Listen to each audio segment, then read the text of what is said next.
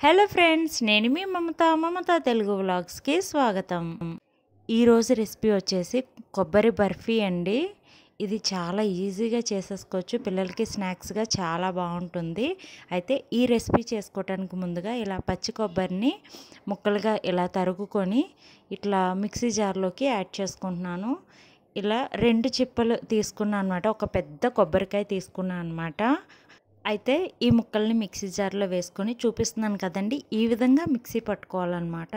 ఇలా మిక్సీ పట్టుకున్న తర్వాత దీనిని మనం పక్కన పెట్టేసుకుందాము.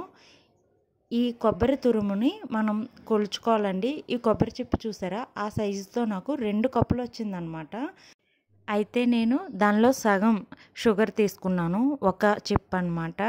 మీకు కావాలి అనుకుంటే 1.5 తీసుకోండి. ఇప్పుడు దీనిలోకి కొంచెం వాటర్ యాడ్ చేసుకున్నాను, ఒక పావు కప్పు. ఇప్పుడు దీన్ని బాగా పంచదార మొత్తం కరిగేలాగా ఇట్లా కలుపుకుంటూ కరిగించుకోవాలి. ఆ తర్వాత ఇది ఒక తీగ పాకం రావాలండి. నేను చూపిస్తాను వీడియోలో, మీరు చూడండి. దీనిని బెల్లంతో కూడా చేసుకోవచ్చండి, కానీ పంచదారతో అయితే చాలా పర్ఫెక్ట్గా కుదురుతుందనమాట. కొబ్బరి లౌజు అని కూడా అంటారు దీన్ని. చూసారు కదా, ఈ విధంగా పొంగులు వస్తూ మనకి పంచదార ఉడుకుతుంది. ఈ టైంలో మనం కొంచెం చెక్ చేసుకోవాలన్నమాట. ఆ గరిటెతో ఉన్నదాన్ని తీసుకొని వేళ్ళతోటి, చూసారా తీగలాగా మనకి వస్తుంది. ఇప్పుడు దీనిలోకి మనము కొబ్బరి తురుము వేసేసుకోవాలన్నమాట. ఇట్లా వచ్చిన తర్వాత ఇలా కొబ్బరి తురుము వేసుకున్నాక బాగా కలుపుకుంటూ ఉడికించుకోవాలండి. ఇట్లా మొత్తం పాకంలోకి కొబ్బరి తురుము అంతా కలిసిపోవాలన్నమాట. మనకి ఇట్లా మొత్తం కలిసిపోయిన తర్వాత కొంచెం ఉడకటానికి ఉంచాలి. ఈలోపు మనం ఒక ప్లేట్లోకి నెయ్యి రాసుకొని దాన్ని పక్కన పెట్టేసుకుందాము. ఇది పక్కన పెట్టేసుకున్న తర్వాత ఒకసారి చూద్దామండి. చూసారు కదా, మొత్తం పాకం అంతా పీల్చుకొని మంచిగా ఉడుకుతుంది. ఇప్పుడు ఇది బాగా ఉడికిపోయి పెనంకి అంటుకోకుండా వచ్చేయాలన్నమాట. అంతవరకు ఉడికించుకోవాలి. చూద్దురు కానీ మీకు చాలా ఈజీగా గుర్తుపట్టేయచ్చు అది అయిపోయిందా లేదా అని. ఇట్లా మొత్తం పాకం పీల్చేసుకున్న తర్వాత దీనిలోకి 1 టేబుల్ స్పూన్ నెయ్యి వేసుకోవాలండి. ఇందులో ఇలాచీ పొడి వేయట్లేదు నేను, కావాలనే చాలా ఎక్కువగా వెగట పుట్టేస్తుంది అనమాట ఇలాచీ యాడ్ చేయటం వల్ల, అందుకే నెయ్యి మాత్రమే యాడ్ చేశాను.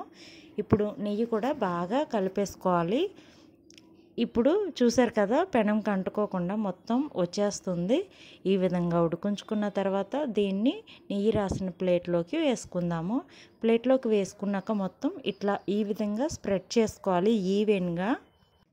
ఇలా స్ప్రెడ్ చేసుకున్న తర్వాత అది కొంచెం వేడిగా ఉన్నప్పుడే ఘాట్లు పెట్టేసుకోవాలండి. ఈ విధంగా మనకు కావాల్సిన షేప్స్లోకి. నేనైతే ఇట్లా స్క్వేర్ షేప్లోని చేసేసుకున్నాను అనమాట. స్క్వేర్ షేప్లో కట్ చేసి ఇట్లా పెట్టేసుకోవాలి. అప్పుడే తీసేయకూడదండి, ఇది పూర్తిగా చల్లారిన తర్వాత మాత్రమే మనం తీసుకోవాలి.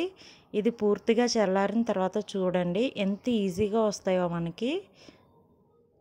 చాలా పర్ఫెక్ట్గా కుదిరిందండి. మీరు సూపర్ టేస్ట్ వచ్చిందండి. ఈ వీడియో మీకు నచ్చినట్లయితే లైక్ చేయండి, షేర్ చేయండి, సబ్స్క్రైబ్ చేయండి. Thank you for watching.